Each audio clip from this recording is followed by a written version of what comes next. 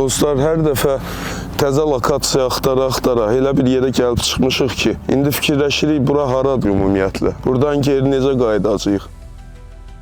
Bəs sizin məlumatınız var ki, vaxtiykən əfsanəvi Mixael Şumaxerdə 190 dişinə vurub və az qalıb dişləri tökülsün.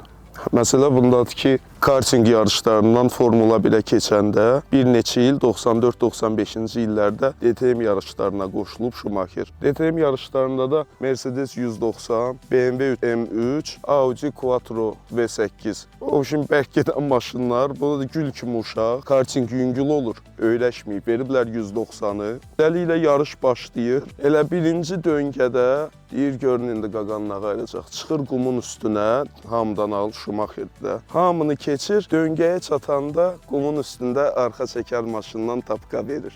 Beləliklə oyunun favoriti Tony Çikotin M3 BMW-sinə bir kəllə.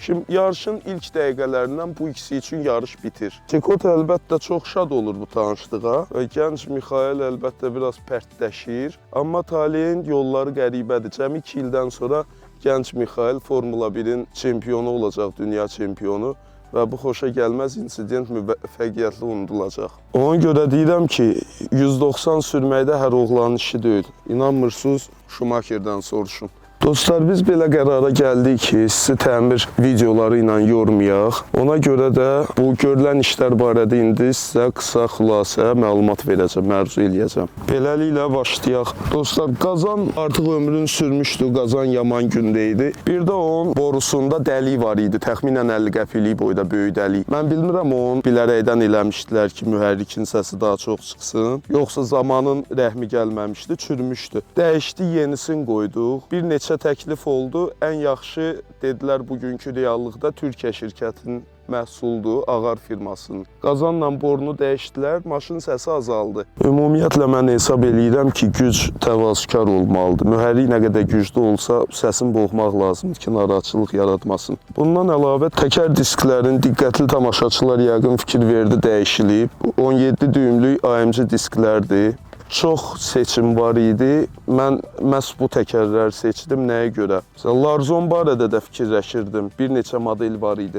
Məsələ ondadır ki, onların bu məsamələri daha avaldır, yumrudur. O təkərlər C klasa çeşqiyə, bir də 4 gözə yaxşı yarıyar. 124 ilə 190-ın xəttləri itidi, bucaqladı. Ona görə bu təkərdəki məsamələr, dəliklər də maşın ruhuna uyğundur. Mənə görə 124 kuza ilə 190-a ən ideal bu model yaraşır. Rənglənəcək xüsusi tünd boz rəngə. Bu AMG-lərdə itiriləcək, yəni kimi alladırıq, bu AMG deyil. Model olaraq amma mənə görə ən ideal təkər bulardı. Bir də indi bilirəm, mənə oradan çürük pomidorlar atacaqlar ki, nəyə görə bunu polkasız almışsan. Mən sizlə tamamilə razıyam. Rəflə əla görünür, qəşəng görünür. Amma bildiyiniz kimi mən bu maşını servanta qoymaq üçün almıram da. Gündəlik istifadədə rahatlıqla yaraşıq, əgər ayrı-ayrı üzündədirsə tərəzini, mən rahatlığı seçirəm. Burada təkərlərin bortu əksinə diskdən çölə çıxıb. Bu da o deməkdir ki, təkər daim diski müdafiə eləyəcək ki, sıyrıqlardan, sürtüklərdən, bardura yaxın sürüb dayananda, üzr istəyirəm ifadəmə görə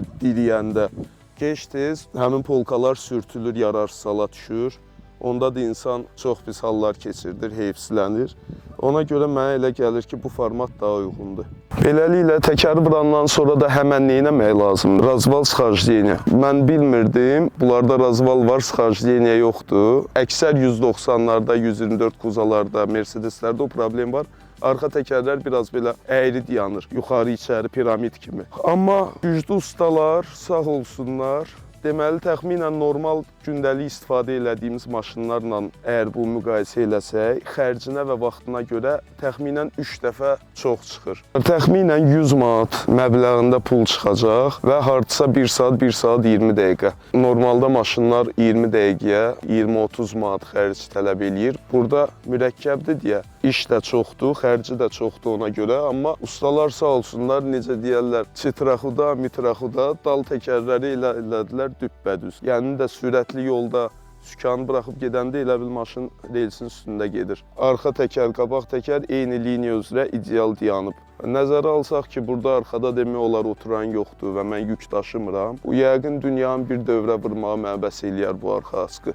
Yoldaşlar, Əgər siz hər hansı bir səbəbdən hələ də bizim kanala abunə olmamısınızsa, mən sizə şad xəbərim var. Deməli, kampaniya keçirilir. Bu ilin sonuna kimi bizim kanala abunə olmaq, rəy yazmaq, like düyməsi basmaq tamamilə pulsuzdur. Sizə dəvət edirəm, bu xüsusi təklifdən istifadə eləyəsiniz, yararlanasınız, sağ olun.